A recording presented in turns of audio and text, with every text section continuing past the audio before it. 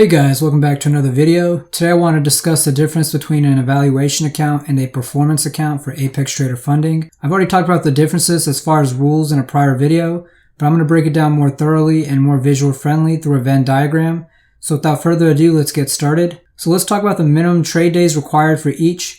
In order to pass the evaluation, you need to trade a minimum of 7 days. However, Apex has been having a 1-day pass evaluation quite often as of late, meaning you only need to trade a minimum of 1 day in order to pass. But obviously that would mean you'd have to meet the profit target as well in 1 day, which can be quite challenging, so just something to be aware of. In fact, the 1-day promotion is going on right now as of the upload date of this video. Apex is also currently offering 80% discount on all evaluation accounts with the code SAVENOW. So if you are interested in that, you could click the link down below if you find the rest of this video valuable.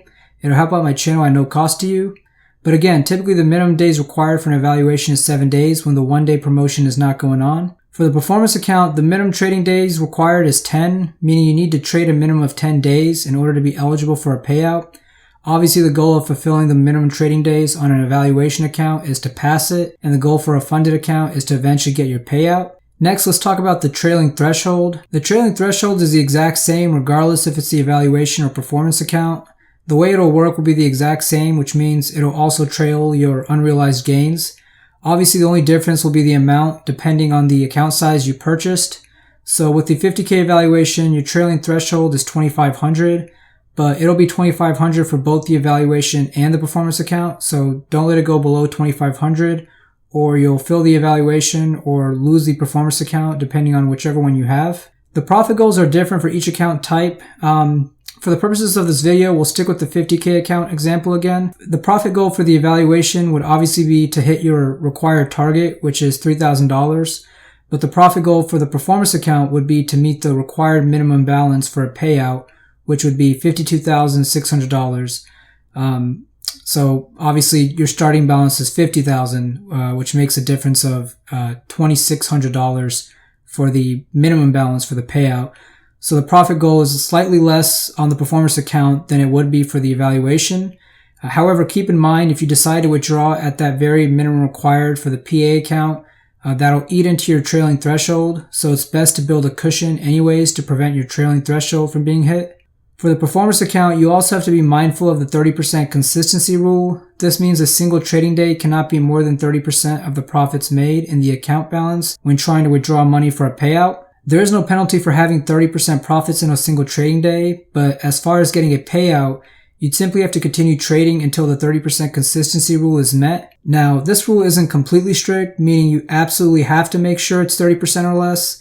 There is certainly some leeway. The purpose of this rule is to make sure you're trading consistently. So if you show Apex you trade 2 contracts per trade and have been doing so daily, then they're not going to reject a payout request if you go over 30% by a little bit. But it's all dependent case by case. Evaluation accounts have no consistency rules, so no need to worry there. Make as much as you want in 1 day and as little the following days. Just make sure to meet your profit target. Also for the performance account, you can't trade the news. News events tend to be extremely volatile. Apex doesn't want traders to trade off luck. They want traders to have skills. They want to see a consistent strategy. However, they're not as strict with the evaluation account. There are no restrictions from trading the news with the evaluation phase. Next up is how long you can hold your trades for. Apex does not allow holding your trades through the close for both the evaluation and performance accounts. So all trades must be closed before 4:59 Eastern Time. Any positions that are open after this time, Apex will automatically cancel them and liquidate the ones that you're currently holding a position in. Also for both accounts, you can trade the same instruments. There's no change there, so this includes all the major indexes like the NASDAQ, S&P 500. There's also currency futures, agriculture, metal, energy, all allowed. That pretty much does it for all the rules as far as differences and similarities between the evaluation and performance account. I don't think I missed anything, but if you have further questions, please be sure to leave them down below. Again, if you find this video useful and are interested in purchasing an evaluation with Apex Trader funding, please consider using my affiliate link down below. Other than that, hit the like button if you enjoyed this content and subscribe if you're interested in more videos like this in the future. Have a great day, and I wish you the best in the markets. Peace.